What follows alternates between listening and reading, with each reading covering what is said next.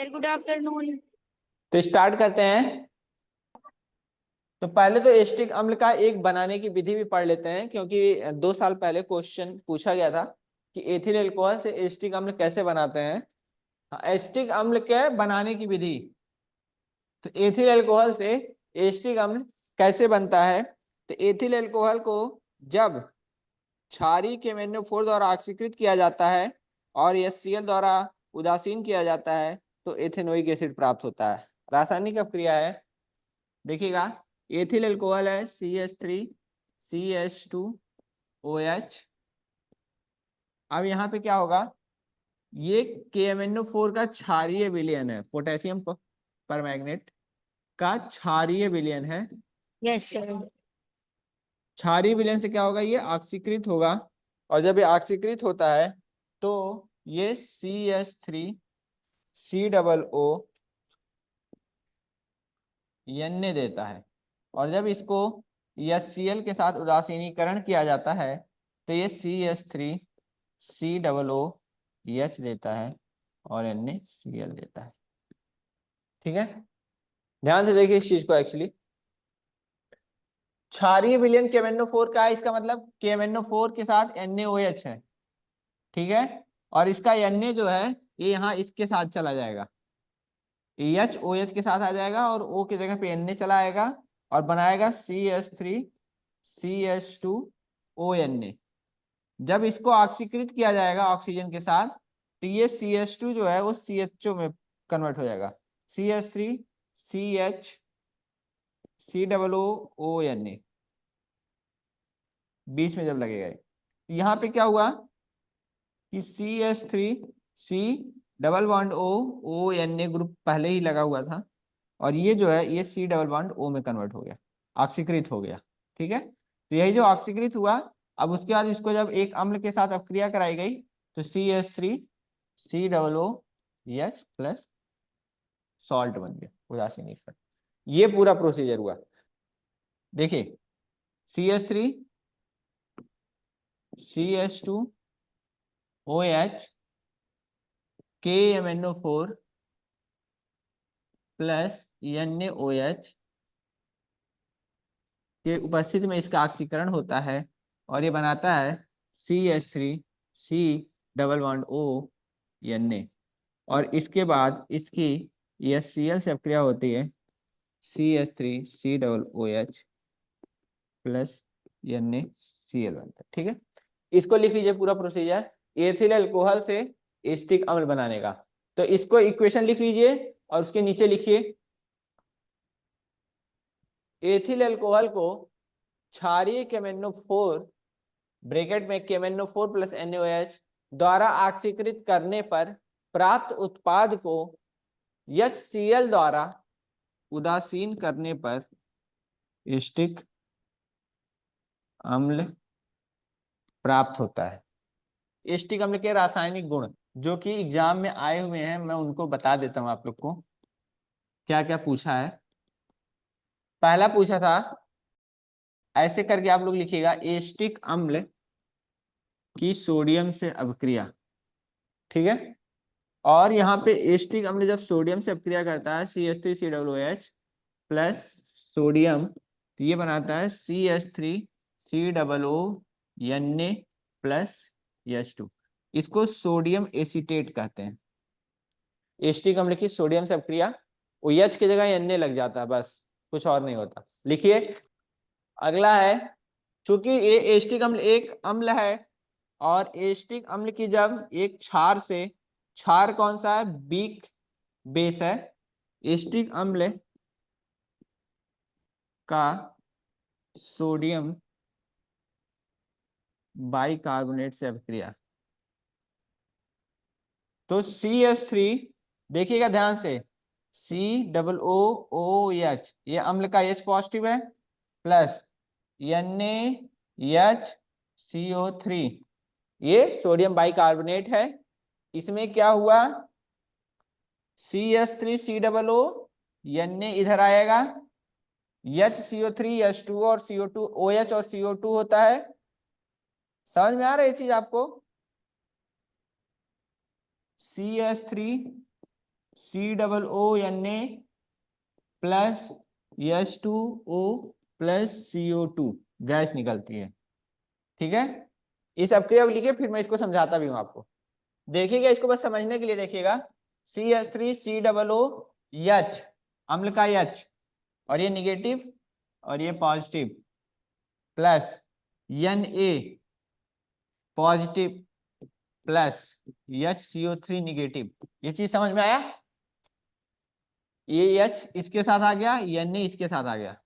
CH3COO Na plus H positive plus HCO3 negative. HCO3 negative में OH negative है और CO2 है। H positive OH negative से H2O बनाता है और CO2 एक्स्ट्रा। ठीक है, समझ में आ गया चीज? तीसरा है एसिटिक अम्ल अभिक्रिया।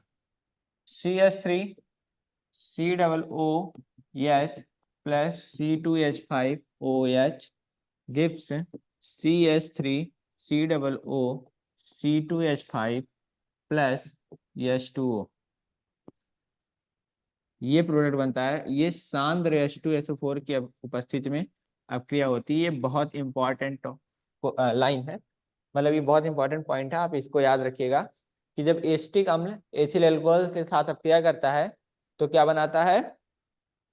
ये बनाता है एथिल एसीटेट। एथिल एसीटेट, इसको एसीटेट बोलते हैं ना, ethyl acetate. Sodium acetate CH3COONA ethyl acetate बनाता है और जल देता है। इस अपक्रिया को, ये उदासीनीकरण अपक्रिया ही है। और एसिटिक अम्ल जब CH2 एथेनॉल के साथ अपक्रिया करता है तो एथिल एसीटेट देता है। ये बहुत बार पूछा गया, ठीक है, तो आप इसको याद रखिएगा। इस अपक्रिया को एस्टरीकरण अपक्रिया कहते हैं। लिखिएगा नीचे, चलिए यस इसको लिखिए कि एथिल एल्कोहल के साथ अपक्रिया करके एसिटिक अम्ल एथिल एसीटेट बनाता है एवं जल बनाता है। इस अपक्रिया को एस्टरीकरण अपक्रिया कहते हैं। क्या कहते हैं? एस्टरीकरण। यस सर, हो गया? हो गया सर। नेक्स्ट टॉपिक है साबुन और अपमार्जक। तो आप लोग को पता है कपड़े कैसे धुले जाते हैं। एक कपड़ा है, फॉर एग्जांपल किसी का एक टी शर्ट है, इस टी शर्ट पे कोई मैल लगी है, फॉर एग्जांपल ये छोटी सी, ठीक है, काली काली। अब साबुन आपने उठाया, साबुन और इस पे रगड़ दिया आपने, ठीक है। अब उसके बाद क्या हुआ? साबुन ने इस मैल को निकाल दिया। यही तो होता है। सर कैसे निकाला? और कुछ रगड़ने पे क्यों नहीं निकल रहा है?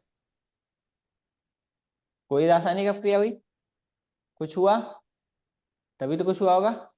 होता क्या है, साबुन का जो निर्माण होता है ना, साबुन का जो फॉर्मूला होता है C17H35 COO C15H31 COO, ये सब साबुन है, ये सब साबुन है, उसके भिन्न भिन्न रूप है, ठीक है। ये सोडियम एसीटेट, सोडियम के साथ एसिटिक मतलब एथेनोइक ग्रुप होता है, तो ये सोडियम एसीटेट होते हैं एक्चुअली, ठीक है। साबुन, साबुन क्या होते हैं? सोडियम एसीटेट होते हैं। इसमें क्या होता है कि जो ये लंबी लंबी चेन है C17H35 C=OONA, ये जो C17H35 है ना, ये ऐसे ही तो होगा कुछ सी, ये 17 बार, ठीक है, यही तो है साबुन। हर जगह एस लगा दो।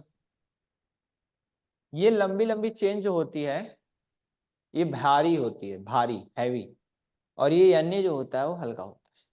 और ये क्या होता है, ये जल के साथ स्नेह करता है, ठीक है। और ये जो पूरी श्रृंखला है ये जल को नफरत करती है। क्या करती है? जल को, जल से ये नफरत करती है। ठीक है, इसको जल विरागी सिरा बोलते हैं, जल विरागी। दिख रहा है? Yes sir. और ये जल रागी है। ठीक है, ये जल विरागी और ये जल रागी। इसको मैं एक रिप्रेजेंटेशन दे रहा हूं, ये। ठीक है, इस पूरे यौगिक को ये रिप्रेजेंटेशन है। ठीक है, मतलब ये श्रृंखला है, एक कार्बन है ये सब। ठीक है, समझ में आया चीज? Yes sir. इसको इस तरह से हमने दिखाया है। अब क्या होता है कि आपके पास एक व्हाइट कपड़ा है, यस सर। के ऊपर एक मैल लगी हुई है। क्या करता है? देखिए, ये 4 स्टेज हैं, फर्स्ट, सेकेंड, थर्ड, फोर्थ। जब साबुन लगाया जाता है इसमें, तो उसका जो जल रागी सिरा है यन्ने, और जो जल विरागी सिरा है, ठीक है, ये क्या करता है? ये इसको उठाने लगता है। और यन्ने जल रागी है तो जल के साथ अनुराग करता है, ये मैल के पास नहीं आएगा। ठीक है, मैल क्या होती है? ये मोस्टली तैलीय होती है। क्या होती है? वसा, तैलीय होती है, ऑयलिक होती है। तो यहाँ पे क्या होता है कि वो बड़ी बड़ी श्रृंखलाएं जो हैं वो लग जाती हैं, और धीरे धीरे इसको खींच के कपड़े से बाहर निकाल रही है, क्योंकि हैवी होती है तो खींच ले जाती है इसको, यस सर। एकदम से ही खींच ले गई। ठीक है, ये सारी श्रृंखलाएं जो हैं ये C17H35COO है। और एन क्या करेगा? वाटर के साथ अपक्रिया कर लेगा, NaOH बना लेगा। ठीक है, यस। तो क्या हुआ? मैल धीरे धीरे निकल गई, कपड़े से दूर हट गई, और जब पानी डालेंगे आप तो ये भारी होने की वजह से कपड़े से दूर हट के निकल के बह जाता है। ठीक है, और यस इस सर। तरह से कपड़ा साफ हो जाता है। तो अब इस सफाई प्रक्रिया के बारे में क्वेश्चन आता है कि इस साबुन की सफाई प्रक्रिया को समझाइए। तो साबुन की सफाई प्रक्रिया को समझाने के लिए आपको 4 इमेज बनाने होंगे, और ये लिखना होगा कि साबुन का जो फार्मूला होता है उसमें एक जलरागी सिरा होता है C17H35COO, और एक जल रागी सिरा होता है Na, और जल विरागी सिरा होता है C17H35COO। और जब मैल के ऊपर आक्रमण करता है तो जो मैल होते हैं वो तैलीय होते हैं, जो कि जल विरागी सिरे से जुड़ जाते हैं, और Na जल रागी होने की वजह से पानी में चला जाता है।